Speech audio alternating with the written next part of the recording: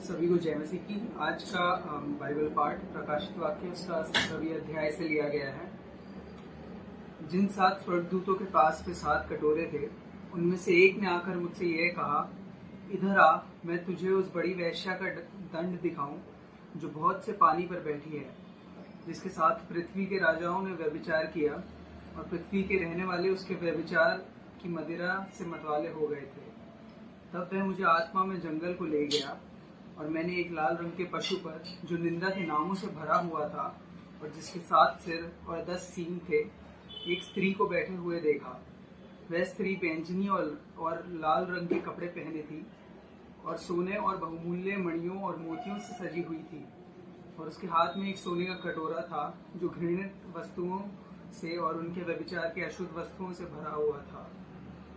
उसके माथे पर यह नाम लिखा था, भेद, बड़ा बेबीलोन, पृथ्वी की वेश्याओं और घृणित वस्तुओं की माता।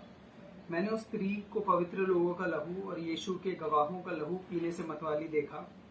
उसे देखकर मैं चकित हो गया। तब उस स्वर्गदूत ने मुझसे कहा, तू क्यों चकित हुआ? मैं इस स्त्री और उस पशु का जिस पर वह सवार है और जिसके 7 सिर और 10 सींग है, तुझे भेद बताता हूँ।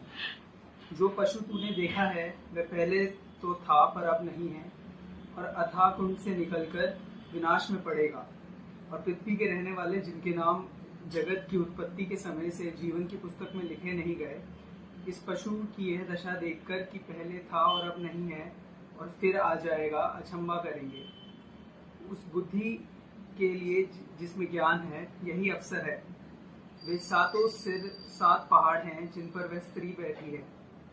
वे 7 राजा भी हैं, 5 तो हो चुके हैं और एक अभी है और एक अब तक आया नहीं, और जब आएगा तो कुछ समय तक उसका रहना भी अवश्य है। जो पशु पहले था और अब नहीं है, वह आप 8वां है और उन 7 में से उत्पन्न हुआ और विनाश में पड़ेगा। जो 10 सींग तूने देखे हैं, वे 10 राजा हैं जिन्होंने अब तक राज्य नहीं पाया, पर उस पशु के साथ घड़ी भर के लिए राजाओं का सा अधिकार पाएंगे।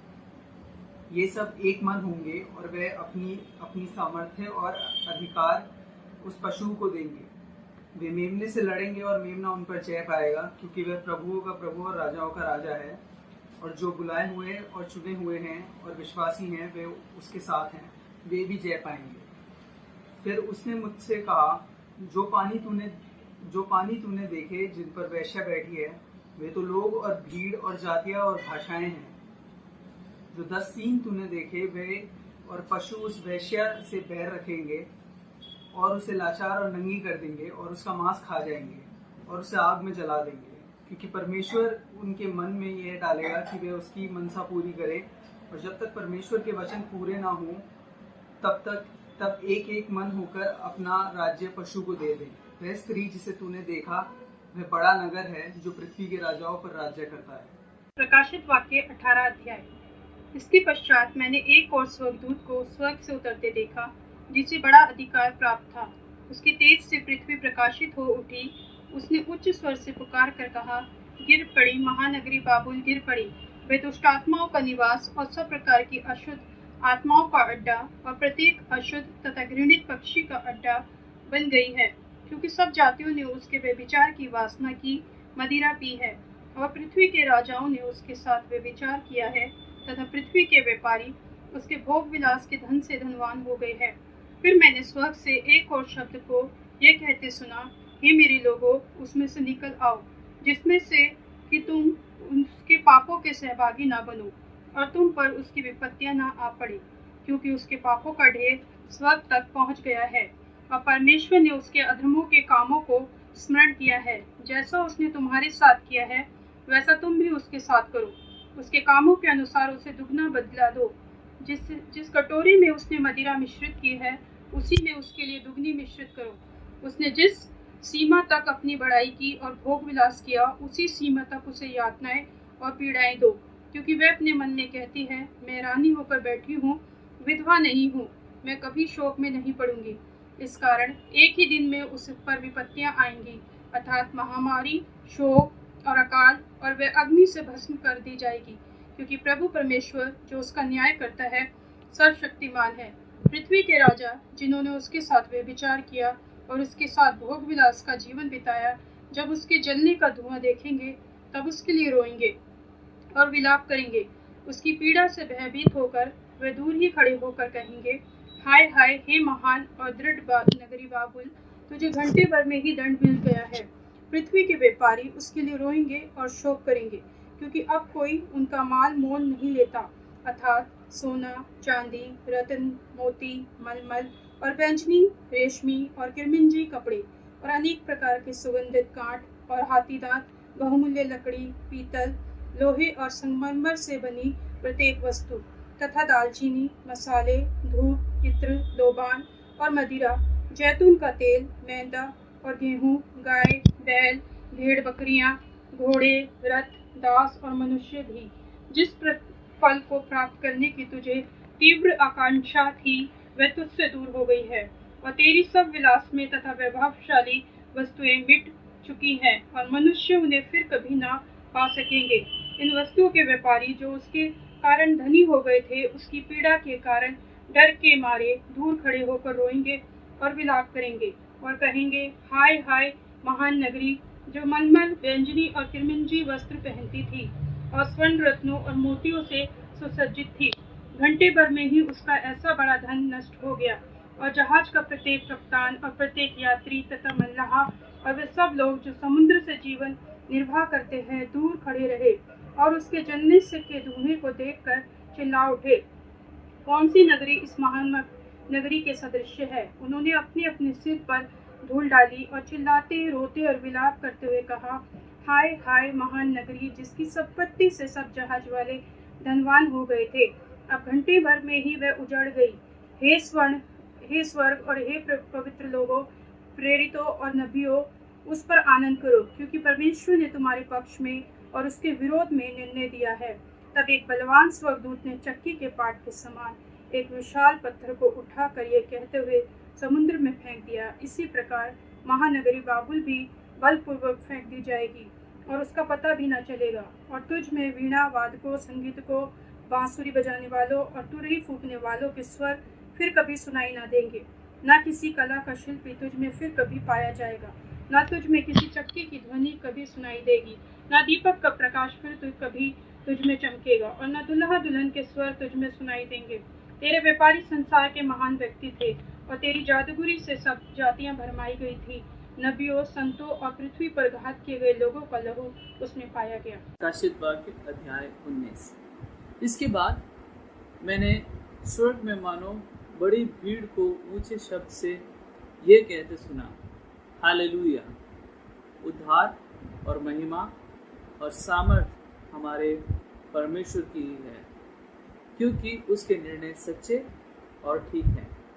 इसलिए कि उसने उस बड़ी वेश्या का, जो अपने व्यभिचार से पृथ्वी को भ्रष्ट करती थी, न्याय किया।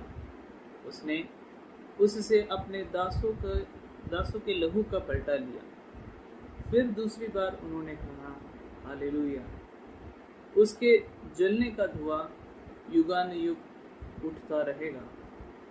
और 40 प्राचीनों और 40 प्राणियों ने गिरकर परमेश्वर को दंडवत किया, जो सिंहासन पर बैठा था, और कहा, आमीन, हालेलुया। और सिंहासन में से एक शब्द निकला, हे हमारे यहोवा के सब डरने वाले दासों, क्या छोटे क्या बड़े, तुम सब उसकी स्तुति करो। पद 6। फिर मैंने बड़ी भीड़ का सा और बहुत जल का सा शब्द और गर्जनों का सा बड़ा शब्द सुना, हालेलुया, इसलिए कि प्रभु हमारा परमेश्वर सर्वशक्तिमान राज्य करता है। आओ हम आनंदित और मगन होएं और उसकी स्तुति करें, क्योंकि मेमने का विवाह आ चुका है और उसकी दुल्हन ने अपने आप को तैयार कर लिया है। उसको शुद्ध और चमकदार महीन मलमल पहनने को दिया गया, क्योंकि उस महीन मलमल का अर्थ पवित्र लोगों के धर्म के काम है। तब उसने मुझसे कहा, ये लिख कि धन्य है वे जो मेमने की विवाह के भोज में बुलाए गए हैं। फिर उसने कहा, ये वचन परमेश्वर का सत्य वचन है। पद 10, तब मैं उसको दंडवत करने के लिए उसके पांव पर गिरा। उसने मुझसे कहा, देख, ऐसा मत कर, मैं तेरा और तेरे भाइयों का संगी दास हूँ, जो यीशु की गवाही देने पर स्थिर है। परमेश्वर ही को दंडवत कर, क्योंकि यीशु की गवाही भविष्यवाणी की आत्मा है। फिर मैंने स्वर्ग को खुला हुआ देखा, और देखता हूँ कि एक श्वेत घोड़ा है, और उस पर एक सवार है, जो विश्वास योग्य और सत्य कहलाता है, और वो धर्म के साथ न्याय और लड़ाई करता है। उसकी आंखें आग की ज्वाला है, और उसके सिर पर बहुत से राज मुकुट है, और उसका एक नाम उस पर लिखा हुआ है, जिसको उसे छोड़कर और कोई नहीं जानता। वो लहू को डुबाया हुआ वस्त्र पहना है, और उसका नाम परमेश्वर का वचन है। और स्वर्ग की सेना श्वेत घोड़ों पर सवार और श्वेत और शुद्ध मलमल पहने हुए उसके पीछे पीछे है। जाति जाति को मारने के लिए उसके मुख से एक चौकी तलवार निकलती है, और वह लोहे के राजदंड लिए हुए उस पर राज्य करेगा। और वह सर्वशक्तिमान परमेश्वर के भयानक प्रकोप की जलजलाहट की मदिरा के कुंड में दाख रौंदेगा। और उसके वस्त्र और जांघ पर ये लिखा है, राजाओं का राजा, प्रभुओं का प्रभु। फिर मैंने एक स्वर्गदूत को सूर्य पर खड़े हुए देखा, और उसने बड़े शब्द से पुकार कर आकाश के बीच में उड़ने वाले सभी पक्षियों को कहा, आओ, परमेश्वर की बड़े भोज के लिए इकट्ठे हो जाओ, जिससे तुम राजाओं का मांस और सरदारों का मांस और शक्तिमान पुरुषों का मांस और घोड़ों का और उनके सवारों का मांस, और क्या स्वतंत्र, क्या दास, क्या छोटा, क्या बड़े, सब लोगों का मांस खाओ। फिर मैंने उस पशु और पृथ्वी के राजाओं और उसकी सेना को उस घोड़े के सवार और उसकी सेना से लड़ने के लिए इकट्ठे देखा। और वो पशु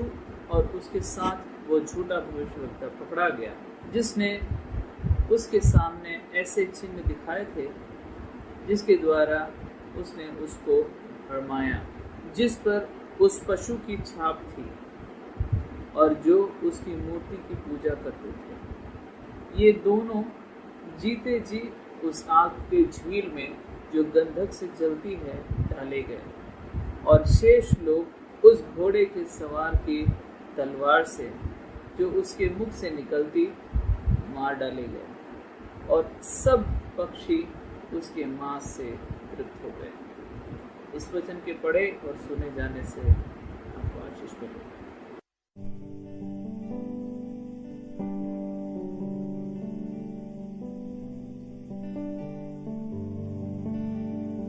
गुड मॉर्निंग चर्च। आप सबका यीशु मसीह के नाम में निमंत्रण करता हूँ, स्वागत करता हूँ इस कलीसिया में। अगर आप हमारे साथ पहली बार जुड़े हैं, आप YouTube लिंक में ज़रूर अपना फ़ोन नंबर और अपना नाम और आप कहाँ से हैं ये ज़रूर छोड़ें, और हमारे पास्टर्स, अशर्स आपको कॉल करेंगे। कोई प्रेयर पॉइंट है तो आप लिख सकते हैं। इससे पहले हम आराधना में जाएं, मेरा दिल काफ़ी धन्यवादित है हमारी मीडिया टीम के लिए, जो भी बिहाइंड द सीन्स आप हर वक्त YouTube के माध्यम से हमें देखते हैं, बट आज उनके लिए प्रॉबली 30 सेकेंड्स प्रार्थना करें, उन लोग का धन्यवाद दें दैट मेक दिस हैपन, जिनके वजह से हमें सब कुछ तैयार मिलता है।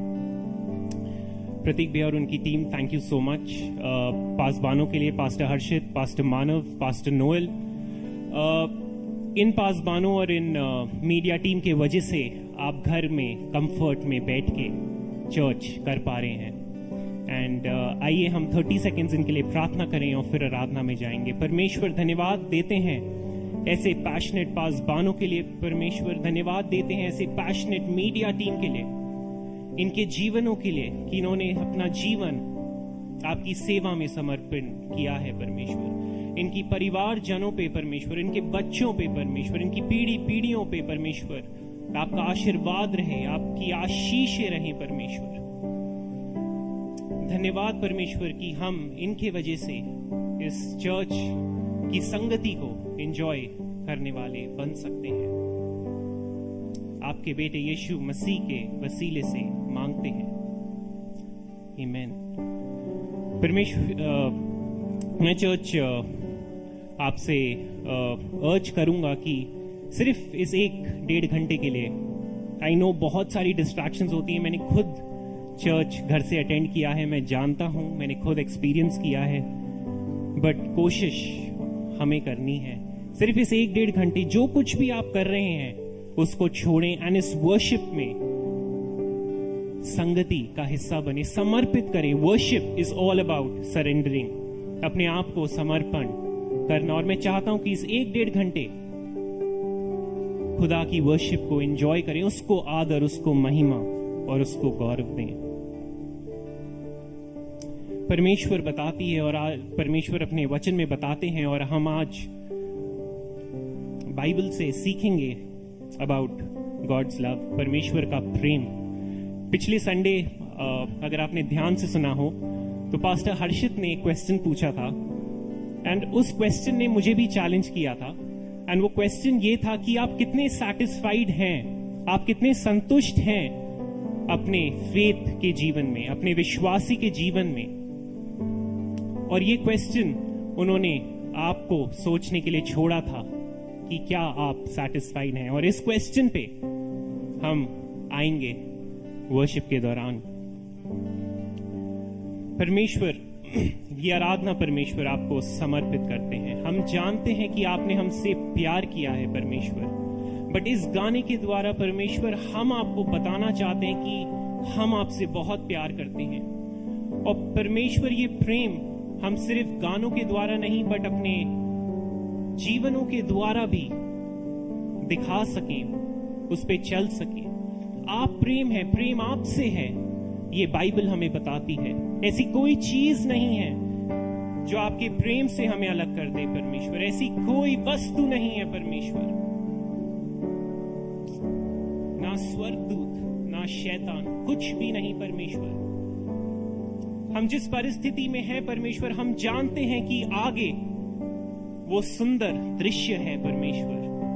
आपके प्यार ने हमें संभाला हुआ है, आपके प्यार ने परमेश्वर हमें अपने पापों से छुटकारा दिलाया है, आपके प्यार ने परमेश्वर हमें बंदिशों से, जंजीरों से छुड़ाया है परमेश्वर। और उस प्यार को याद करते हुए परमेश्वर हम गाना चाहते हैं, फिर एक बार मैं लौटता हूं तेरे पास।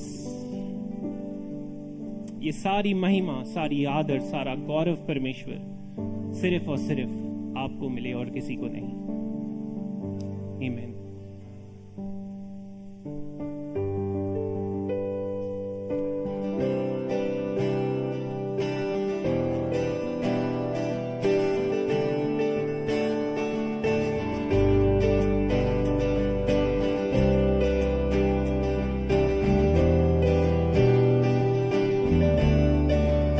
Come on, church.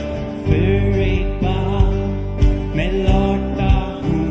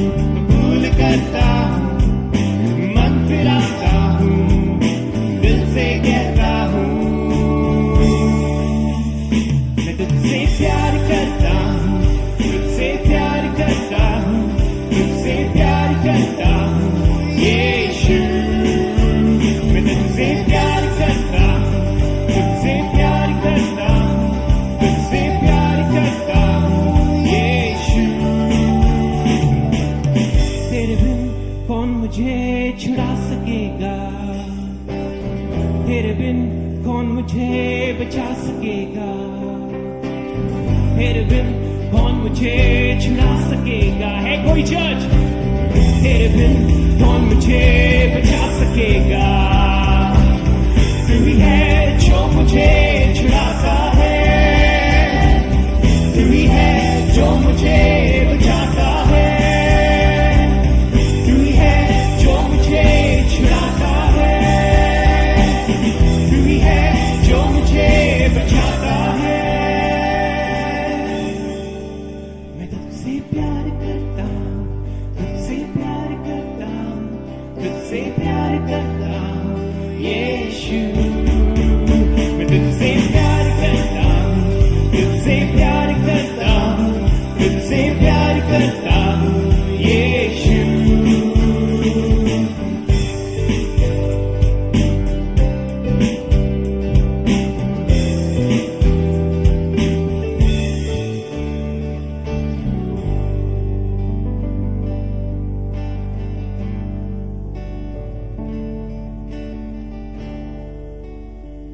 कोई नहीं कर सकेगा तेरे प्यार से मुझको अलग, कोई नहीं दे सकेगा ऐसा प्यार तेरे सिवा।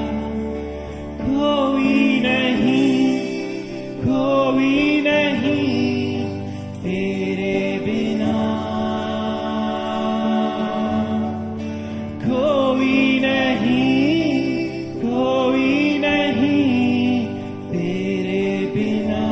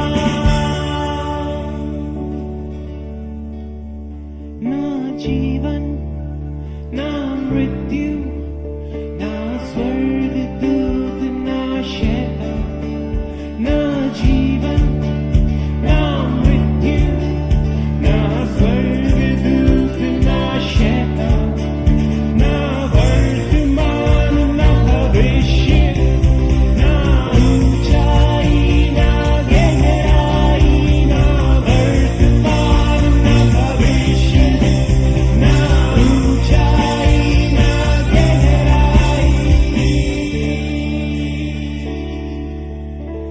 कोई नहीं तेरे बिना कोई नहीं तेरे सिवा।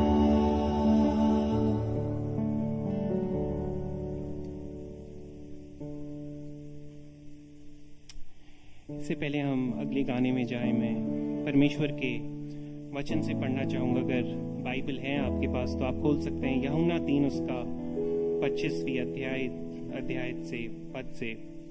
वहां यूहन्ना के चेलों का किसी यहूदी के साथ शुद्धि के विषय में वाद विवाद हुआ और उन्होंने यूहन्ना के पास आकर उससे कहा, है रबी या है रबाई, जो व्यक्ति यरदन के पार तेरे साथ था और जिसकी तूने गवाही दी है वो बपतिस्मा देता है और सब उसके पास आते हैं।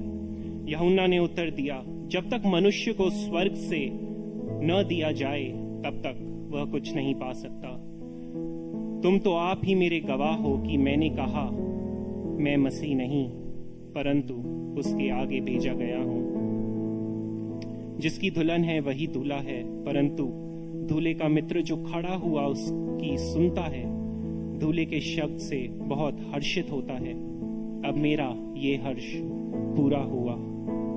अवश्य है ये कि वे बढ़े और मैं घटूं। अवश्य है ये कि वे बढ़े और मैं घटूं। पास्टर हर्षित के क्वेश्चन ने पिछले हफ्ते मुझे भी बहुत चैलेंज किया कि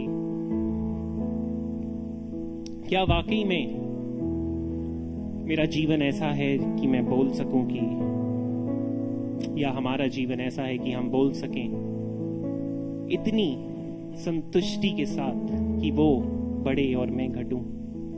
बोलने में ये बहुत आसान लगता है, बहुत अच्छा लगता है, बट अगर हम अपने जीवनों को टटोलें तो इसमें सिर्फ हम ही हैं, हमारे पाप हैं और कहीं भी यीशु मसीह नहीं बढ़ रहा। आज हमारे दास हमें प्रभु के प्यार के बारे में सुनाएंगे और बहुत इजीली हम बोल देते हैं आई लव यू, मैं तुमसे प्रेम करता हूं, बट क्या हम इसका महत्व जानते हैं? क्या हम अपने प्रेम से प्रभु को बढ़ाते हैं? प्रभु अपने वचन में एक यूहन्ना 4 चैप्टर और उसके 7वें अध्याय से अगर आप पढ़े हो, मैं एनकरेज करूंगा कि आप चर्च के बाद 1 यूहन्ना 4 उसकी 7 अध्याय से पढ़ें कि प्रभु क्या चाहता है। हम सिर्फ ये बोलें कि प्रभु मैं तुझसे प्रेम करता हूं, वो काफी नहीं। प्रभु कहता है कि अगर तूने अपने भाई से बैर रखा है और तू मुझे कहता है कि मैं तुझे प्रेम करता हूं, तू झूठा है, तू मुझसे प्रेम नहीं करता। पहले जा, जिसको तूने देखा है उससे रजामंदी कर और फिर मेरे पास आ।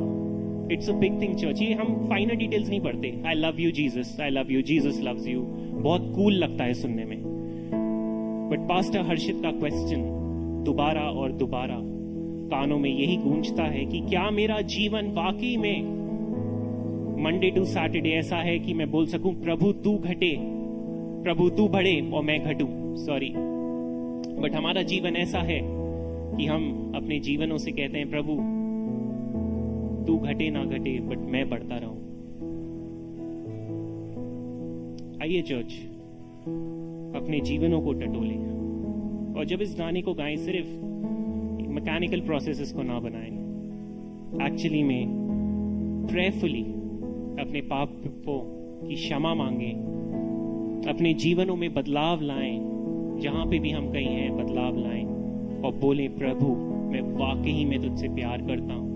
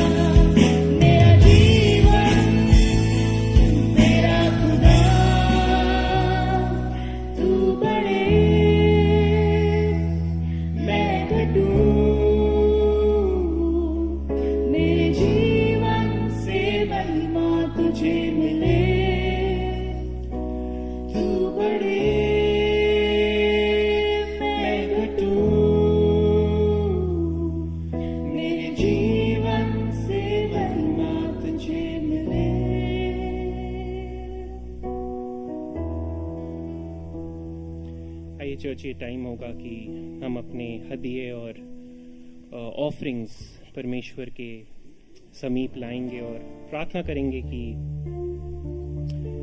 ये जो ऑफरिंग है ये परमेश्वर के योजनाओं के लिए, परमेश्वर के काम के लिए सही रीति से इस्तेमाल होने वाला बन सके। जहाँ पे भी उनकी मिनिस्ट्रीज हैं, उनके कार्य हो रहे हैं, उसको बढ़ावा देने के लिए ये यूज हो सके। ये सॉन्ग शायद आपके लिए नया हो सकता है, काफियों के लिए हम में से ये नया सॉन्ग था, बट इस सॉन्ग के द्वारा as a worship team, as a church, we just want to encourage you कि सब कुछ सही है। आपकी जो स्थिति है वो मे बी मुश्किल हो सकती है, बट जैसे पिछले संडे बताया गया था, जो आगे वाला दृश्य है वो बहुत ही ओ भाई साहब वाला है। सो इसलिए यीशु नाम में ही अपनी संतुष्टि ढूंढे और किसी दुनिया की वस्तु में नहीं, चीजों में नहीं, सिर्फ और सिर्फ यीशु नाम काफी है। यीशु नाम,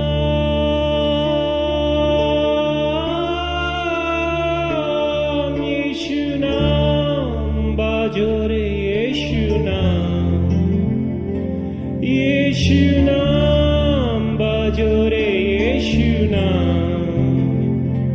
यीशु नाम से बनते हैं बिगड़े काम, यीशु नाम से बनते हैं बिगड़े काम।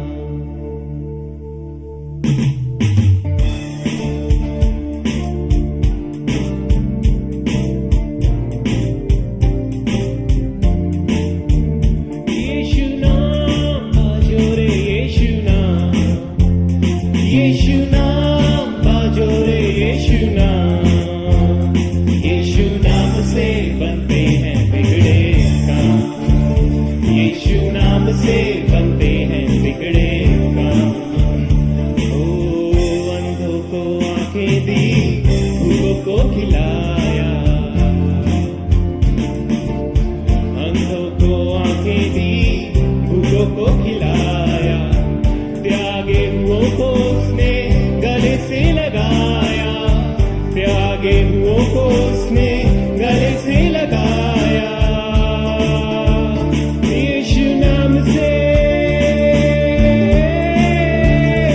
यीशु नाम से चंगे होते बीमार, यीशु नाम से चंगे होते बीमार।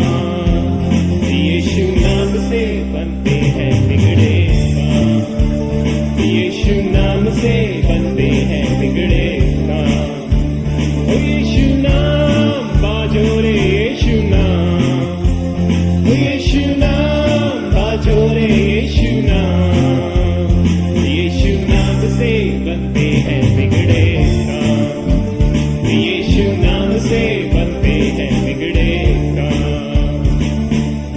द्वार पे तेरे यीशु खटखटाता, द्वार पे तेरे यीशु खटखटाता, द्वार जो खुद है तेरे द्वार पे खड़ा है, द्वार जो खुद है तेरे द्वार पे खड़ा है।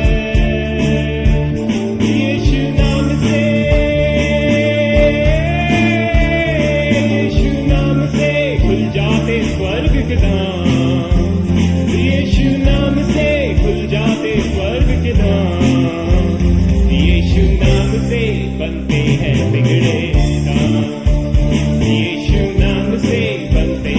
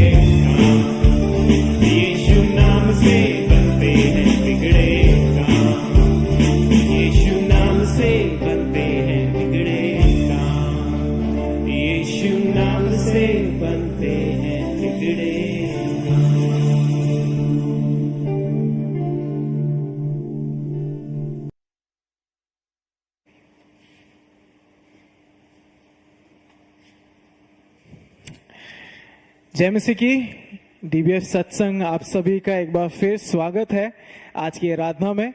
एंड बहुत अच्छा लग रहा है ये जान के कि हम सब एक साथ मिलके आराधना में शामिल हैं और प्रभु का धन्यवाद भी देना चाहते हैं कि प्रभु ने हमसे अपनी आराधना ली। And thank you worship team for this amazing time of worship. आइए हम अपने मनों को तैयार करेंगे जब हम वचन में जाते हैं। और आज का जो वचन का पाठ है वो लिया गया है रोमियो की पत्री 8वां अध्याय और उसकी 31 से लेके 39वीं आयत। रोमन्स चैप्टर 8 वर्सेस 31 टू 39 आप निकाल सकते हैं। आइए हम एक साथ पढ़ेंगे। रोमियो 8 31 से 39 यहाँ इस प्रकार लिखा है, अतः हम इन बातों के विषय में क्या कहें? यदि परमेश्वर हमारी ओर है तो हमारा विरोधी कौन हो सकता है? जिसने अपने निज पुत्र को भी ना रख छोड़ा परंतु उसे हम सब के लिए दे दिया, वह उसके साथ हमें और सब कुछ क्यों ना देगा? परमेश्वर ने चुने हुओं पर दोष कौन लगाएगा? परमेश्वर ही है जो उनको धर्मी ठहराने वाला है। फिर कौन है जो दंड की आज्ञा देगा? मसीह ही है जो मर गया वरन मुर्दों में से जी भी उठा और परमेश्वर के दाहिनी ओर है और हमारे लिए निवेदन भी करता है। कौन हमको मसीह के प्रेम से अलग करेगा? क्या क्लेश, क्या संकट, क्या उपद्रव, या अकाल, या नंगा, या जोखिम, या तलवार? जैसा लिखा है, तेरे लिए हम दिन भर घात किए जाते हैं, हम वध होने वाली भेड़ों के समान गिने गए हैं। परंतु इन सब बातों में हम उसके द्वारा जिसने हमसे प्रेम किया है जयवन से भी बढ़कर हैं। क्योंकि मैं निश्चय जानता हूं कि ना मृत्यु, ना जीवन, ना स्वर्गदूत, ना प्रधानताएं, ना वर्तमान, ना भविष्य, ना सामर्थ, ना ऊंचाई, ना गहराई और ना कोई और सृष्टि हमें परमेश्वर के प्रेम से जो हमारे प्रभु यीशु मसीह में है अलग कर सकेगी। परमेश्वर अपने वचन के पढ़े जाने सुने जाने पर आशीष दे। आज का वचन जो है भाई प्रतीक के द्वारा आता है। और आइए हम प्रार्थना में जाएं और आज के वक्ता के लिए भी प्रार्थना करें और प्रभु के हाथ में ये समय को सौंपें। पिता परमेश्वर जी, आप महान हैं, सर्वशक्तिमान हैं और प्रभु जी धन्यवाद देते हैं ये समय के लिए जो आपने हम सबको दिया, जहाँ पे प्रभु आपने हमसे अपनी आराधना ली और साथ साथ प्रभु जब आपने हमें ये मौका दिया है जहाँ पे हम आपके वचन से सीख समझ सकते हैं। प्रभु आपके वक्ता को हम आपके हाथ में सौंपते हैं। प्रभु आप उनके द्वारा होके हमसे बात करें। प्रभु जी वर्ड्स उनके हों लेकिन आइडिया जो चीज आप बोलना चाहते हैं उनके द्वारा हमसे बात करें। हर तरीके के डिस्ट्रैक्शन से बचाएं, टेक्निकल ग्लिच से बचाएं और प्रभु ये पूरा समय हम सब की एडिफिकेशन का हो, आत्मिक बढ़ोतरी का हो सके, ये प्रार्थना है। हमारे कान खुले हैं, हमारा दिल खुला है, हम सब से बात करें। प्रतीक भैया को भी आपके हाथ में सौंपते हैं। प्रभु जी उनके साथ हुए, उनकी सहायता और उनकी मदद करें यीशु मसीह के नाम से, आमीन। आप सबको जय मसीह की। आप सबका स्वागत है आज की इस इतवार की सभा में। और ये जो इतवार है ये कोरोना काल में एक और इतवार है। हम सब कोरोना काल में चल रहे हैं। हम सब जो है, पहले ये होता था कि हम अपने अतीत को याद नहीं करते थे, लेकिन आजकल क्या हो रहा है, सब अतीत काल को याद कर रहे हैं। 2019 को याद कर रहे हैं। 2020 में सोचा था 2021 अच्छा होगा, लेकिन अब 2021 में आके 2020 को याद कर रहे हैं। और ऐसा लगता है कि अब ये कोरोना काल के बाद सीधे अनंत काल आ जाना चाहिए। हम अपने भविष्य के बारे में तो सोच ही नहीं रहे हैं, सोच रहे हैं प्रभु आप ही आ जाओ, अनंत काल में ही चले जाएं, कोरोना काल से कहाँ जाएंगे। लेकिन मैं आशा रखता हूं कि आप लोग सब ठीक हैं। ये आपका हफ्ता अच्छा होगा, शुभ हुआ होगा और आपने परमेश्वर को अपने जीवन में एक आत्मिक रूप से महसूस किया होगा। आप सबका स्वागत है। हम धन्यवाद देते हैं आप सबकी प्रार्थनाओं के लिए, हमारी पूरी टीम के लिए। हम जो कुछ करते हैं वो प्रभु की महिमा के लिए करते हैं और प्रभु का धन्यवाद हो कि यूट्यूब के माध्यम से, इस तकनीक के माध्यम से हम आप तक पहुंच सकते हैं। और आपके सहयोग का, आपके प्यार का, आपकी प्रार्थनाओं का हम आपको बहुत बहुत धन्यवाद देते हैं हम सब की तरफ से। और आज की जो हम वचन में से देखेंगे, जो रोमियो का हमने पाठ पढ़ा है, रोमियो 8 31 से 39 जो हमने पढ़ा है, वहां पर अगर हम इसको एक छोटे से सारांश के रूप में लें तो सबसे पहले एक बात सामने आती है। और वो बात क्या है? वो बात यह है कि जिसने प्रभु यीशु मसीह को ग्रहण किया है, जिसने प्रभु यीशु मसीह को ग्रहण किया है, जो पवित्र आत्मा में अपना जीवन बिता रहा है, उस पर दंड की आज्ञा नहीं है, उस पर दंड की आज्ञा नहीं है। ये सारे के सारे जो पद हमने पढ़े हैं उसका सारांश ये है, और कहने में बड़ा आसान लगता है, मैंने 4 लाइनों में आपको बोल दिया, लेकिन जब आप इसकी गहराई में जाएंगे तो इसे समझने में किताबों पे किताबें लिखी जा सकती हैं। लेकिन इन सब के पीछे एक बहुत अहम बात है। हम पर दंड क्यों नहीं है, उसके पीछे एक बहुत अहम बात है, और वो बात है प्रभु यीशु मसीह का प्यार। प्रभु यीशु मसीह का प्यार, उस प्यार के बिना हम दंड की आज्ञा भोगते। और आगे हम देखेंगे किस तरीके से प्रभु यीशु मसीह के प्यार की वजह से हमारे जीवन में हमें क्या क्या प्रॉमिसेस मिली हैं, और इस प्यार को हम किस तरीके से दर्शाएं। दुनिया के नजरों में प्यार के कुछ और ही मायने हैं, हम उस पर थोड़ी देर में पहुंचते हैं। लेकिन आपने दिल्ली में कभी नीले नंबर प्लेट वाली गाड़ी देखी है? नीले नंबर प्लेट वाली गाड़ी जो होती है एक बड़ी अहम गाड़ी होती है, और ये डिपेंड नहीं करता कि वो गाड़ी मर्सिडीज है या ऑल्टो है या मारुति 800 है। यदि वो गाड़ी नीले नंबर प्लेट की है तो उस गाड़ी के कुछ अधिकार हैं, और अक्सर ये नंबर C और D से शुरू होता है, और जैसे ही ये नंबर रोड पर होता है, इस गाड़ी को कोई नहीं रोक सकता। इस गाड़ी को पुलिस वाले भी नहीं रोकते, सलाम करते हैं जब ये गाड़ी जाती है। और इस गाड़ी के अंदर जो व्यक्ति बैठा होता है उसमें ऐसी कोई खास बात नहीं होती, लेकिन उस नीली नंबर प्लेट से यह पता चलता है कि यह व्यक्ति राजनायक है, ही इज ए डिप्लोमैट, या वो किसी दूतावास में काम करता है। और क्योंकि वो डिप्लोमैट है, ये एक राजनयिक गाड़ी है, इसका मतलब है कि सड़क पर यह गाड़ी किसी दूसरे देश का प्रतिनिधित्व कर रही है। तो इसका यह मतलब होता है कि जो इस गाड़ी के अधिकार होते हैं वो हम सब लोगों की गाड़ियों से थोड़े कुछ ज्यादा होते हैं, और उस गाड़ी पे कोई दंड नहीं लगा सकता, कोई ऐसे छेड़ नहीं सकता। और इसी तरीके से प्रभु यीशु मसीह का प्यार जब हमें मिलता है तो एक नीली नंबर प्लेट सी गाड़ी हमें मिल जाती है। और लेकिन ये जानना और समझना बहुत जरूरी है कि हम इस नीली नंबर प्लेट को मिसयूज ना करें, इस प्रेम को मिसयूज ना करें। और दुनिया में प्यार के कुछ और ही मायने हैं, दुनिया प्यार को कुछ अलग ही तरीके से समझती है। दुनिया प्यार के पीछे भाग रही है, प्यार सिर्फ एक शब्द है, प्यार सिर्फ एक लफ्ज है, लेकिन प्यार के पीछे सब भाग रहे हैं। मुझको प्यार चाहिए, किसी और को प्यार चाहिए, हम किसी से प्यार करना चाहते हैं, कोई और चाहता है कि हम उससे प्यार करें। प्यार के मायने बहुत हैं, और प्यार में लोग बड़ी बड़ी बातें भी बोलते हैं, प्यार में लोग बड़ी बड़ी बातें बोलते हैं, बड़े बड़े डायलॉग आते हैं। प्रेमी प्रेमिका को बहुत लंबे लंबे डायलॉग बोलते हैं। एक प्रेमी अपनी प्रेमिका से कहता है, मैं तुमसे 100 साल पहले प्यार करता था, मैं अभी भी तुमसे प्यार करता हूं, और आने वाले 100 साल में भी प्यार करूंगा। भाई दोनों भूत हो, क्या प्रॉब्लम है? हाँ, ऐसे ऐसे डायलॉग हम मारते हैं। यदि आप 90 के दशक में कॉलेज में थे तो शाहरुख खान की एक पिक्चर आई थी, दीवाना नाम था उस पिक्चर का। उस पिक्चर में एक गाना था, दिल चीर के देख तेरा ही नाम होगा, दिल चीर के देख तेरा ही नाम होगा। अरे भाई आप तो खून खराबे पे उतर आए। और यदि प्रेमिका ने बोल दिया कि आरी लाओ मुझे देखना है, फिर क्या होगा? हा? और प्यार को लेके ना हम बड़े बड़े डायलॉग मारते हैं, प्यार को अपने समझ में समझने की कोशिश करते हैं। मैड्रिड में एक कहानी बताई जाती है एक पत्नी की जो अपने पति के प्यार को परखना चाहती थी, और उसने पता क्या किया, उसने एक षड्यंत्र रचा, और उस षड्यंत्र के तहत उसने अपना ही अपहरण करवा लिया। और जब उसने अपना अपहरण करवा लिया तो अपहरण करने वालों से उसने फिरौतीनामा भेजा और फिरौती मांगी, और पुलिस ने इस पूरे उसकी छानबीन करी, सब कुछ। तो पता चला ये तो झूठ है, ये तो धोखाधड़ी का मामला है। और इससे पहले बाद में ये पता चला कि पति ने तो फिरौती दी नहीं, तो उसको पता चल गया कि उसके पति की कितना प्यार था। और जब पुलिस ने उससे पूछा तो उसने ये कहा, मैं ये जानना चाहती थी कि मेरा पति मुझसे कितना प्यार करता है, मेरे लिए बहुत जरूरी था। बोलना सब ठीक है, लेकिन मैं जानना चाहती थी ये असल में मुझसे प्यार करता है कि नहीं करता है।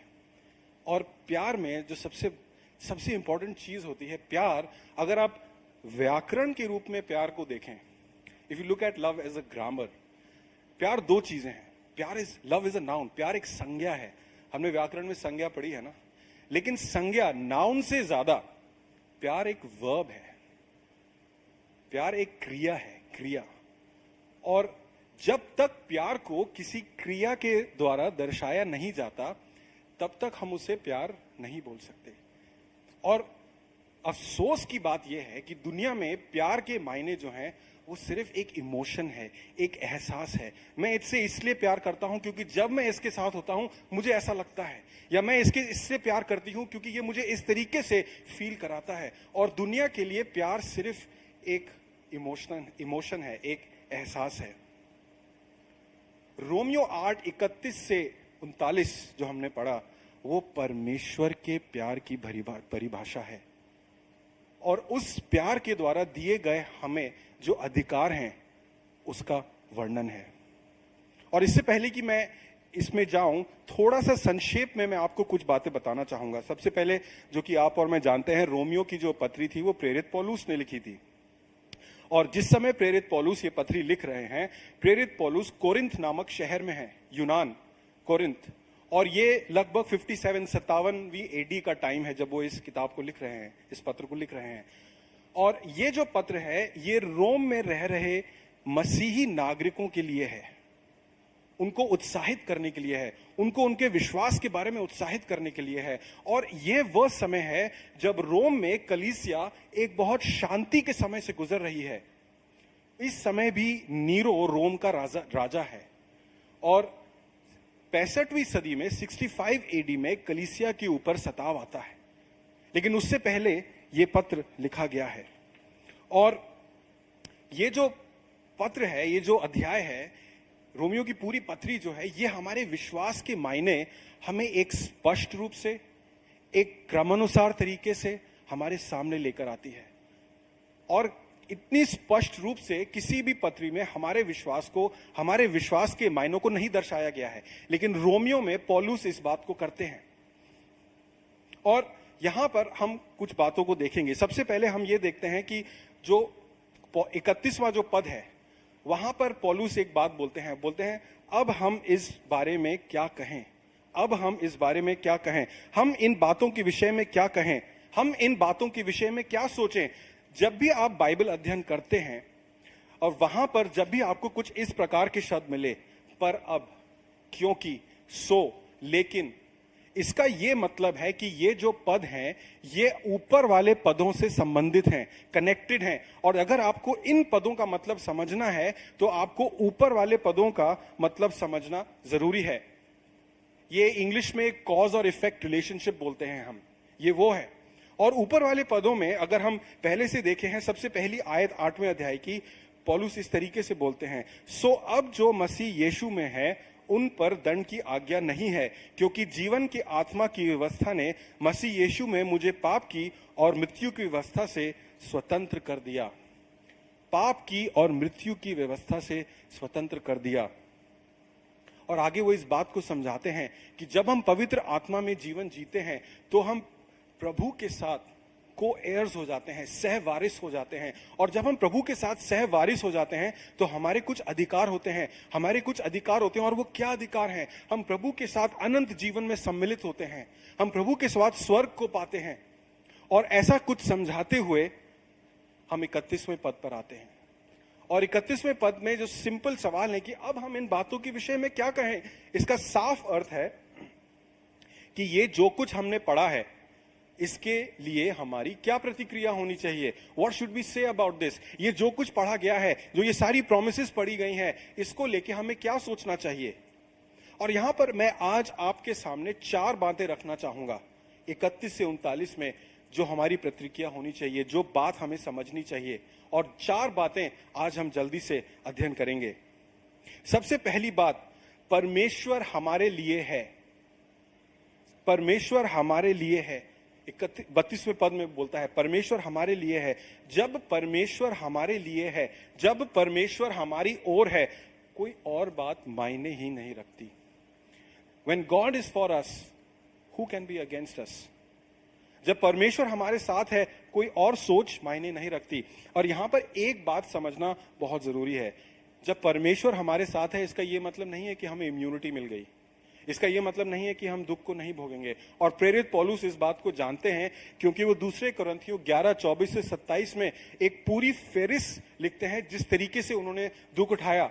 उन्हें कितनी बार कोड़ों से मारा गया, कितनी बार वो पथरवा किए गए, कितनी बार वो बंदीगृह में डाले गए, सिर्फ प्रभु यीशु मसीह के नाम की वजह से वो इस बात को जानते हैं। लेकिन उसके बावजूद वो दूसरे कोरिन्थियों के 4वें अध्याय में 16 से 18 में कुछ इस प्रकार लिखते हैं, इसलिए हम हियाव नहीं छोड़ते, यद्यपि हमारा भारी मनुष्यत्व नाश भी होता जाता है, तो भी हमारा भीतरी मनुष्यत्व दिन प्रतिदिन नया हो जाता है, क्योंकि हमारा पल भर का हल्का सा क्लेश हमारे लिए बहुत ही महत्वपूर्ण और अनंत महिमा उत्पन्न करता है।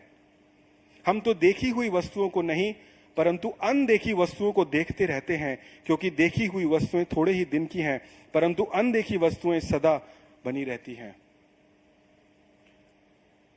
सिंपल सी बात, हम चाहे किसी भी परिस्थिति में क्यों ना हो, हम चाहे कितना भी दुख क्यों ना उठा रहे हो, कितनी भी परेशानी क्यों ना हो, उसकी तुलना में जो हमें मिलने वाला है प्रभु यीशु मसीह के साथ, ये सब मायने नहीं रखता। आपकी सोच, जो कुछ आपने अर्जित किया है, वो मायने नहीं रखता। आप लाइफ में कितने सक्सेसफुल हो गए हैं, ये मायने नहीं रखता। मायने सिर्फ एक बात रखती है, और वो है कि प्रभु यीशु मसीह आपके साथ है। प्रभु यीशु मसीह आपके साथ हैं। दूसरी बात, परमेश्वर ने हमें सब कुछ दे दिया जब उसने हमें प्रभु यीशु मसीह दे दिए। परमेश्वर ने हमें सब कुछ दे दिया जब उसने हमें प्रभु यीशु मसीह दे दिए। 32वीं आयत कुछ इस तरीके से कहती है, जिसने अपने निज पुत्र को भी ना रख छोड़ा परंतु उसे हम सब के लिए दे दिया, वह उसके साथ हमें सब कुछ क्यों करना देगा? क्यों करना देगा? जिसने सबसे उत्तम चीज क्या है किसी के लिए? परमेश्वर के लिए सबसे उत्तम चीज उसका इकलौता पुत्र था, और वह इकलौता पुत्र परमेश्वर ने हमें दे दिया। और हम रोज सुबह उठकर दुआ करते हैं, प्रभु मुझे ये वाली गाड़ी चाहिए, प्रभु मेरे को मिल नहीं रही, उसने तो खरीद ली, मेरे को कब दिला रहे हो प्रभु मेरी सैलरी कब बढ़ेगी, प्रभु मैं नया घर कब खरीद पाऊंगा, प्रभु मैं ये कब कर पाऊंगा, आप मुझे कब दोगे? अरे भाई, प्रभु ने तो अपना बेटा दे दिया आपको। जब प्रभु ने आपको अपना बेटा ही दे दिया, तो बाकी सब चीजें वो क्यों कर आपको नहीं देगा? और कई बार हम अपने विश्वास में रोज ठोकर खाते हैं, क्योंकि हम इस सच्चाई को भूल जाते हैं, क्योंकि हम ये भूल जाते हैं प्रभु के लिए सबसे उत्तम चीज हमें देने के लिए उसका अपना बेटा थी। उसने अपने बेटे प्रभु यीशु मसीह को हमें दे दिया। कहानी बताई जाती है एक गांव की, और उस गांव में एक रस्म थी। जब भी किसी व्यक्ति की मृत्यु होती थी, उस गांव में एक रस्म की जाती थी, और अंतिम संस्कार से पहले एक मेज बिछाई जाती थी। उस मेज पे अच्छा अच्छा खाना रखा जाता था, और गांव में एक व्यक्ति हुआ करता था। उस व्यक्ति को बोला करते थे सिन ईटर, पाप भक्षक। और उस व्यक्ति का जो काम होता था वो ये होता था कि वो उस घर में आता था, उस खाने को खाता था, और वह ये दर्शाता था कि अब ये व्यक्ति जो मर गया है, इसके सारे पाप इस व्यक्ति ने, पाप भक्षक ने, अपने ऊपर ले लिए। इसका यह मतलब कि अब यह व्यक्ति जो है, इस पे किसी भी तरह का पाप नहीं है, क्योंकि इसके पाप इस आदमी ने हर लिए। और ये जो पाप भक्षक था, ये पता नहीं कितने लोगों के घर का खाना खा चुका था, और कितने लोगों का पाप अपने ऊपर ले चुका था। और एक दिन उस गांव में एक प्रभु के दास आए, उन्होंने प्रचार किया, और जब लोगों को पता चला कि एक ऐसा परमेश्वर है जो वास्तव में पाप भक्षक है, जिसने 2000 साल पहले सबके पाप अपने ऊपर पहले ही ले लिए, उस गांव में बहुत बड़ा काम हुआ। लोगों ने प्रभु यीशु मसीह को अपना लिया, और सबसे बड़ा काम हुआ उस गांव के पाप भक्षक पर, क्योंकि उसको ये लगा कि मेरे तो पाप हैं ही, और उन बाकी 100 लोगों के पाप जो मैंने अपने ऊपर लिए हैं, प्रभु यीशु मसीह उन सारे पापों को ले सकता है। उसने सबसे पहले घुटने पे जाकर प्रभु यीशु मसीह को अपनाया, क्योंकि उसको ऐसा एक ईश्वर मिला जो उसके पापों को लेकर सूली पे चढ़ गया। अब वो पाप मुक्त है। ये है परमेश्वर का प्यार, लव इन एक्शन, प्यार जो क्रिया है। यशाया 53:5 में कुछ इस तरीके से लिखा है, परंतु वो हमारे अपराधों के कारण घायल किया गया, वह हमारे अधर्म के कामों हेतु कुचला गया, हमारी ही शांति के लिए उस पर ताड़ना पड़ी, कि उसके कोड़े खाने से हम चंगे हो जाएं। महान फिल्मकार, रूसी फिल्मकार एंड्रे टार्कोव्स्की ने लिखा है, हम अपने व्यक्तिगत अनुभवों के द्वारा ही अपने जीवन के मायने समझते हैं। हम अपने व्यक्तिगत अनुभवों के द्वारा ही जीवन के मायने समझते हैं।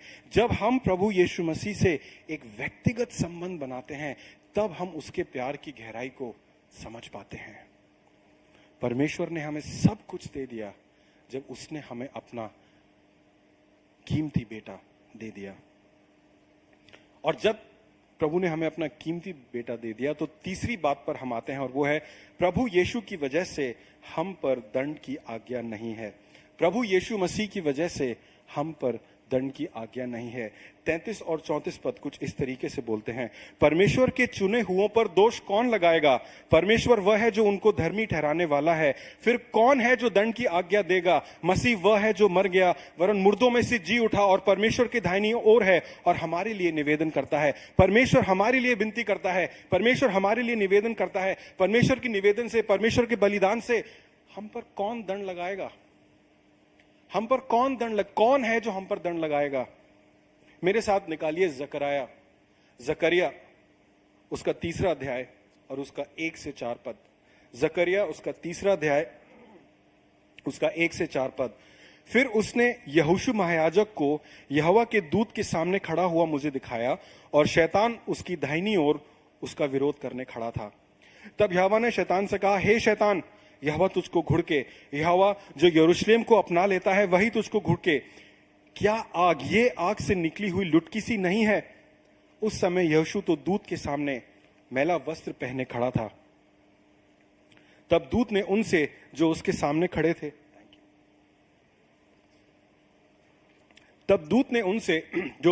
खड़े थे कहा, इसके ये मैले वस्त्र उतारो।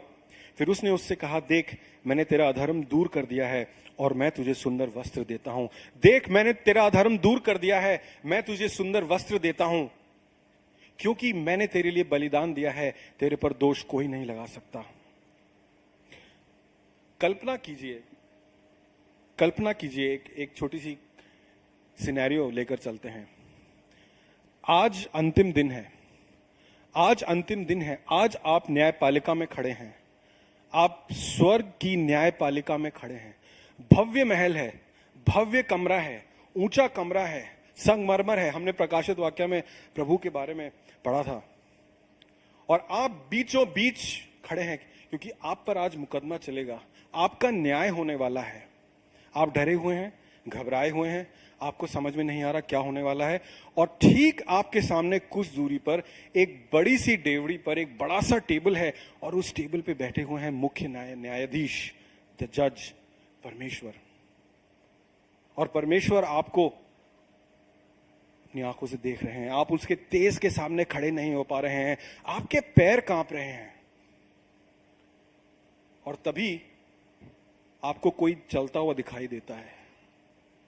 आप नजरें इस तरफ करते हैं तो देखते हैं कि आपका विरोधी, जो आपका प्रोसिक्यूटिंग अटॉर्नी है, शैतान, आपके पास आकर खड़ा होता है।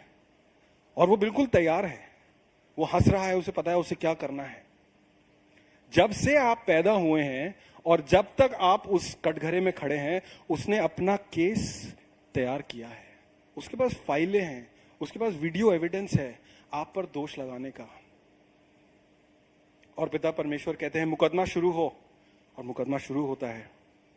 और शैतान तुरंत आपकी तरफ देखता है, कहता है, जज साहब, परमेश्वर, ये प्रतीक है ना, ये जो ये खड़ा हुआ है, इससे बड़ा लुच्चा और लफंगा दुनिया में पैदा नहीं हुआ। जज साहब, इसने सब वो पाप किए हैं जो बाइबल में आपने करने को मना किए थे। जब ये 9 साल का था, इसने अपने हिंदी के टेस्ट में चीटिंग करी थी। उसके बाद जब इसने अपनी पहली जॉब पकड़ी, इसने अपने सीवी पे झूठ बोला था। और मैं आपको क्या बताऊं, हर अश्लील से अश्लील चीजें इसने करी हैं, ड्रग्स इसने लिए हैं। और शैतान धीरे धीरे आपके सारे पाप फेंकता जा रहा है। और एक एक पाप जब आप सुन रहे हैं, आपको लग रहा है मैं तो गया, मेरा कुछ नहीं होने वाला, मेरा कुछ नहीं हो सकता। हर एक पाप आपके ताबूत में कील ठोकता जा रहा है। और शैतान अपना पूरा बखान देता है, वो बिल्कुल कॉन्फिडेंट है कि अब ये नरक में जाएगा, प्रतीक तो अब नरक में ही जाने वाला है। और परमेश्वर आपकी तरफ देखते हैं और आपसे पूछते हैं, प्रतीक, जो कुछ शैतान ने अभी कहा, ये सब कुछ लिखा हुआ है, तुमने किया है। तुम अपने आप को निर्दोष साबित कर सकते हो, प्रतीक तो नहीं कर सकता। और प्रतीक ये सोच रहा है कि क्या होगा, अंतिम मृत्यु होगी, मेरी आत्मा को मारा जाएगा, मैं नरक में कैसे रहूंगा। पापा जब कहते थे पाप मत करो तो सुन लेना चाहिए था, लेकिन अब तो गड़बड़ हो गई। तो जज साहब फिर कहते हैं ठीक है, मैं सजा सुनाता हूं। और इससे पहले कि हथौड़ा नीचे आकर पड़े, पीछे से एक दिव्य व्यक्ति खड़ा होता है और आपकी तरफ चलता हुआ आता है। और इससे पहले कि हथौड़ा नीचे आकर रुके, वो व्यक्ति कहता है, परमेश्वर पिता, एक मिनट। और वो व्यक्ति प्रभु यीशु मसीह है। उसके पास से तेज निकल रहा है। आप उसके सामने भी खड़े नहीं हो पा रहे, लेकिन वो आपको प्यार भरी दृष्टि से देख रहा है। और वो कह रहा है, जज साहब सबूत है मेरे पास। आज से 2000 साल पहले जब मैं इस पृथ्वी पर आया, मैं मारा गया, मुझ पर कीलें ठोकी गई, मेरा लहू बहाया गया, मेरे सर पर कांटों का ताज रखा गया, और मेरे लहू बहाने से पहले, मेरे लहू बहाने से इसका पाप क्षमा हो गया। इस पर कोई दोष की आज्ञा नहीं है, क्योंकि इससे पहले ये अस्तित्व में आया, मुझे इसके बारे में सब पता था, और इसके पापों के लिए मैंने अपना लहू बहाया। जज साहब, आप गलत किताब खोले हो, आप खोलो जीवन की पुस्तक और देखो, उसमें इसका नाम है। और परमेश्वर जीवन की पुस्तक उठाकर टेबल पर रखते हैं। शैतान तिल मिला रहा है, कह रहे नहीं, इसने सारे पाप किए हैं, आप दोबारा से चेक करो। पिता परमेश्वर उस पुस्तक को खोलते हैं, कहते हैं, शैतान, प्रभु यीशु मसीह के लहू ने तो काम कर दिया, जीवन की पुस्तक में इसका नाम है, इस पर कोई दोष नहीं है, अदालत इसको बेइज्जत बरी करती है। प्रभु यीशु मसीह की वजह से आप पर दंड की आज्ञा नहीं है, उस पर उसके लहू बहाने की वजह से आप पर दंड की आज्ञा नहीं है। आपको मालूम है ऐसा क्यों है? क्योंकि परमेश्वर ने आपसे प्यार किया। ये वो प्यार नहीं है जो आपने सोचा, ये वो प्यार है जो प्रभु ने किया। और आखिरी चीज, अब जब हम पर दंड की आज्ञा नहीं है, अब जब हमें कोई भी दोषी नहीं ठहरा सकता, तो हमें प्रभु यीशु मसीह के प्यार से दूर कौन करेगा? और कई बार इस बात को समझने में हम गड़बड़ कर देते हैं। तो मैं आपको एक दूसरी तरीके से ये बात समझाने की कोशिश करता हूं। जब आपने प्रभु यीशु मसीह को ग्रहण कर लिया, परमेश्वर के प्यार आपको मिल गया, परमेश्वर का प्यार आपको मिल गया, तो आप ऐसी कोई बात नहीं कर सकते, आपके माता पिता ऐसी कोई बात नहीं कर सकते, आपके पति, आपकी पत्नी ऐसी कोई बात नहीं कर सकते, आपके सहपाठी ऐसी कोई बात नहीं कर सकते, आपके बॉस तक ऐसी कोई बात नहीं कर सकते जिससे आप प्रभु के प्यार को और उसकी प्रतिज्ञाओं को खो दें। आप खो ही नहीं सकते हैं। ऐसा जानते हैं क्यों? क्योंकि ये प्रतिज्ञा, ये प्यार प्रभु ने आपसे किया है, आपने प्रभु से किया नहीं है। पहले प्रभु ने आपसे ये प्यार किया है, और उस प्यार की वजह से ये प्यार आपसे कोई नहीं छीन सकता। आप जानते हैं क्यों? क्योंकि पूरी बाइबल प्रभु की प्रतिज्ञाओं पर आधारित है। एक एक बात बाइबल में प्रभु की प्रतिज्ञा है। प्रभु अपनी प्रतिज्ञा के खिलाफ जा ही नहीं सकता। प्रभु अपनी प्रतिज्ञा के खिलाफ जा ही नहीं सकता, क्योंकि ये उनके व्यक्तित्व के खिलाफ है। और यदि वह अपने व्यक्तित्व के खिलाफ चले गए तो पूरी सृष्टि खत्म हो जाएगी, पूरी सृष्टि खत्म हो जाएगी। क्योंकि प्रभु हमसे प्यार करते हैं। प्रभु की प्रतिज्ञा कभी नहीं टलती। गिनती नंबर्स 23 और 19 में कुछ इस तरीके से लिखा है, ईश्वर मनुष्य नहीं कि झूठ बोले, और ना ही वो आदमी है कि वो अपनी इच्छा बदले। क्या वह जो कुछ उसने कहा उसे ना करे? क्या वह वचन देकर पूरा ना करे?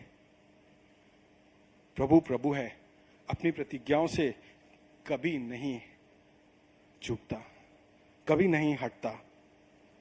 लेकिन आज इन 4 बातों को जो हमने देखा, मैं आपसे एक सवाल पूछना चाहूंगा। ये जानते हुए कि प्रभु आपसे प्यार करता है, ये जानते हुए कि आपके पाप क्षमा है, आप कैसा जीवन जी रहे हैं? आप कैसा जीवन जी रहे हैं? क्या आप एक हारा हुआ जीवन तो नहीं जी रहे? क्या आपको इस प्यार के मायने, आप इन मायनों को भूल तो नहीं गए? यदि आप एक हारा हुआ जीवन जी रहे हैं, तो इसकी दो बातें हो सकती हैं। इसकी दो बातें हो सकती हैं। सबसे पहली बात यह हो सकती है कि आपने शायद प्रभु यीशु मसीह को अभी तक जाना ही नहीं।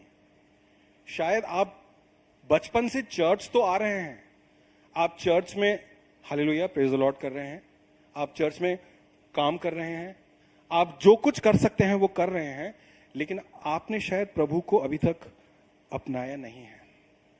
आपको उस नीली नंबर प्लेट वाली गाड़ी के मायने अभी तक समझ में नहीं आए, और इस वजह से हो सकता है कि आप एक थका हुआ जीवन जी रहे हैं।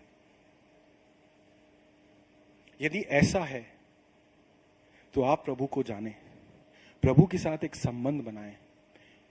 क्रिश्चियनिटी, मसीहत धर्म नहीं है। क्रिश्चियनिटी एक धर्म नहीं है, लोग गलत समझते हैं। क्रिश्चियनिटी कोई नुस्खा भी नहीं है। कोई नुस्खा नहीं है कि ये पढ़ लिया तो बस सारे काम हो गए ना। क्रिश्चियनिटी कोई राजनैतिक सोच भी नहीं है। क्रिश्चियनिटी ये सब कुछ नहीं है।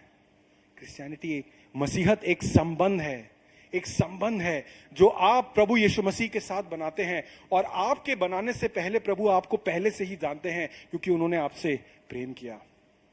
और यदि आप प्रभु के साथ इस संबंध में नहीं जुड़े हैं, तो आपको इस संबंध में जुड़ना चाहिए। आपको प्रभु यीशु मसीह को अपने जीवन में अपना लेना चाहिए, और उस संबंध के साथ प्रभु की प्रतिज्ञाओं को अपने जीवन में पूरी होते देखना चाहिए, क्योंकि प्रभु ने हमसे प्रेम किया। और दूसरी बात, शायद आप मसीह में हैं, आपने प्रभु को अपनाया है, लेकिन आप अभी भी एक हारा हुआ जीवन जी रहे हैं। आप रोज जब आप बिस्तरे से उठते हैं तो आप प्रभु को खुश करने में लग जाते हैं। आप चाहते हैं कि प्रभु को आप कुछ इस तरीके से खुश करें कि आपके पाप क्षमा हो जाएं। आप दान देने की कोशिश करते हैं, आपको लगता है ऐसा करने से मेरे पाप क्षमा हो जाएंगे। लेकिन आप सबसे अहम बात भूल चुके हैं कि आपके पाप पहले ही क्षमा हो चुके हैं। प्रभु ने आपके पापों को पहले ही क्षमा कर दिया क्रूस पर जाकर। और शायद अब आप एक जीता हुआ जीवन, एक जयवंत जीवन इस वजह से नहीं जी पा रहे हैं क्योंकि आप पवित्र आत्मा के कार्य को अपने जीवन में नहीं होने दे रहे हैं। और यह बहुत महत्वपूर्ण है जानना। क्यों? एक सच मैं आपको बताना चाहता हूं, आप पाप रहित नहीं रह सकते। आप पाप रहित नहीं रह सकते। पाप रहित सिर्फ एक शख्स है, वो है पिता परमेश्वर। लेकिन आप पाप के साथ लड़ सकते हैं, जूझ सकते हैं। और पवित्र आत्मा का कार्य आपके जीवन में यह होता है कि जब आप पाप करते हैं, पवित्र आत्मा आपको कायल करता है। और जब पवित्र आत्मा आपको कायल करता है, आप अपने पापों की क्षमा मांगते हैं। जैसे आप अपने पापों की क्षमा सच्चे दिल से मांगते हैं, आप वापस पवित्र आत्मा के साथ एक हो जाते हैं। और चूंकि आप पवित्र आत्मा के साथ एक हो जाते हैं, पिता पुत्र पवित्र आत्मा एक बीइंग है, एक अंश है, आप प्रभु के साथ वापस संगति में जुड़ जाते हैं। और इस वजह से आप रोज पवित्र होने की चेष्टा करते हैं। और आपका जीवन, जैसे पौलुस कहता है, रोज बरोज पवित्रीकरण होना होता है, क्योंकि आप जानते हैं कि आप पापी हैं, आप बिना गलती किए नहीं रह सकते। लेकिन पवित्र आत्मा के कार्य की वजह से आप अपने जीवन में शांति पाते हैं, आप अपने जीवन में पापों की क्षमा को पाते हैं। अपने जीवन में पवित्र आत्मा के कार्य को होने दीजिए। और आखिर में एक बात मैं आपके सामने छोड़ के जाना चाहता हूं आज, और वो बात है परमेश्वर का बलिदान। परमेश्वर का बलिदान जो उसने हमसे किया। हम परमेश्वर के बलिदान के बारे में बहुत सी बातें बोलते हैं। हम कहते हैं God sacrifice, Jesus sacrificed himself, प्रभु ने हमारे लिए अपनी जान दी। लेकिन परमेश्वर का जो बलिदान है ना, रोमियो 5:8 पौलुस कहते हैं, जब हम पापी ही थे प्रभु हमारे लिए मरा। When we were sinners, God died for us। इसका यह मतलब है कि जब प्रभु यीशु मसीह क्रूस पर चढ़े, वो जानते थे कि प्रतीक इस दुनिया में आने वाला है, वो जानते थे कि प्रतीक भयानक से भयानक पाप करेगा, लेकिन उन पापों के लिए उन्होंने अपनी जान दी। मेरे पापों के लिए प्रभु पहले से ही मर चुके हैं। वो जानते थे कि मैं ये पाप करूंगा जब हम पापी ही थे। आपके अस्तित्व में आने से पहले ही प्रभु आपके लिए बलिदान दे चुके हैं, क्योंकि जब आप पापी ही थे प्रभु आपके लिए मरे। यूहन्ना 8:32 कुछ इस तरीके से बोलता है, तुम सत्य को जानोगे, तुम सत्य को जानोगे और सत्य तुम्हें स्वतंत्र करेगा। तुम सत्य को जानोगे और सत्य तुम्हें स्वतंत्र करेगा। क्या है वो सत्य? वो सत्य यह है कि जब हम पापी ही थे परमेश्वर हमारे लिए मरा। और 37वें पद में वो इस तरीके से कहता है, परंतु इन बातों के द्वारा हम उसके द्वारा जिसने हमसे प्रेम किया है जयवंत से भी बढ़कर हैं। हम उसके द्वारा जिसने हमसे प्रेम किया है, हम उसके द्वारा सत्य क्या है? हम सत्य को कैसे जान सकते हैं? हम पापी ही थे तब परमेश्वर हमारे लिए मरा। अब हम उसके द्वारा जयवंत हो सकते हैं। अब हम उसके द्वारा एक विक्टोरियस जीवन जी सकते हैं। ये जो मसीही जिंदगी है ना दोस्तों, इसका एक बहुत अहम सच है, और वो सच ये है कि ये जिंदगी आप पे और मेरे पर केंद्रित नहीं है, या आपकी सोच पे केंद्रित नहीं है, या आपके दृष्टिकोण पे केंद्रित नहीं है, या आपके कार्यों पे केंद्रित नहीं है। ये केंद्रित है उसके द्वारा हमारे जीवन से। जब हम प्रभु यीशु मसीह के द्वारा अपना जीवन जीते हैं तब हम एक असल विजयी जीवन जीते हैं, तब हम जयवंत से भी बढ़कर हैं। और यह है वो सत्य जो हमें स्वतंत्र करता है। जब हम पापी ही थे परमेश्वर हमारे लिए मरा, और अब हम उसके द्वारा जिसने हमसे प्रेम किया, परमेश्वर ने हमसे प्रेम किया, जयवंत से भी बढ़कर हैं। और इस कारण हमें परमेश्वर के प्रेम से कौन दूर करेगा? कौन? क्योंकि परमेश्वर का प्रेम परमेश्वर ने हमसे पहले किया। ये समय होगा हम अपने आंखों को बंद करेंगे, अपने मनों में, अपने हृदय में टटोलेंगे, क्या हमने परमेश्वर के प्रेम के मायने समझ लिए? क्या हमने समझ लिया कि प्रभु का प्यार क्या है? क्या कीमत चुकानी पड़ी प्रभु को हमसे प्रेम करने के लिए? क्या जब हम प्रभु से कहते हैं प्रभु हम आपसे प्यार करते हैं, तो क्या वो हम अपने कार्यों के द्वारा दर्शाते हैं? क्या हमारे लिए प्यार की परिभाषा एक वर्ब है, एक क्रिया है? क्या हम वो कर रहे हैं? यदि नहीं तो ये वो समय है, प्रभु को बताएं कि आप उससे कितना प्यार करते हैं। प्रभु को बताएं कि आप कितने आभारी हैं कि जब मैं पापी ही था प्रभु तू मेरे लिए मरा। जब मैं पापी था तू मेरे लिए मरा। हम थोड़ी देर आंखें बंद करके इस बातों के बारे में सोचेंगे, प्रभु को धन्यवाद देंगे, एक छोटा सा गाना सुनेंगे और उसके बाद मैं प्रार्थना में अंत करूंगा।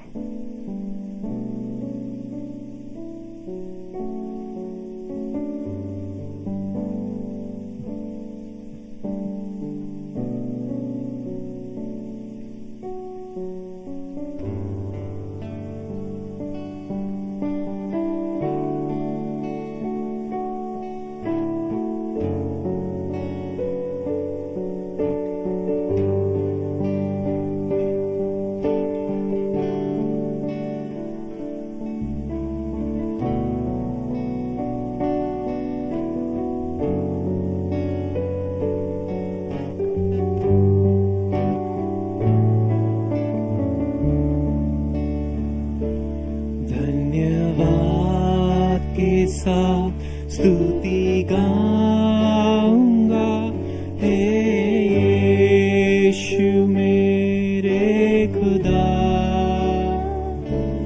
उपकार तेरे हैं बेशुमार, कोटि कोटि स्तुति धन्यवाद।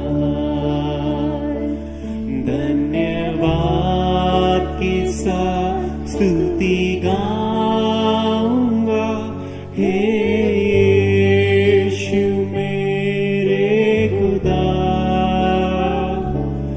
उपकार तेरे हैं बेशुमार, कोटि कोटि स्तुति धन्यवाद। योग्यता से बढ़ के दिया है अपनी दया से तूने मुझे।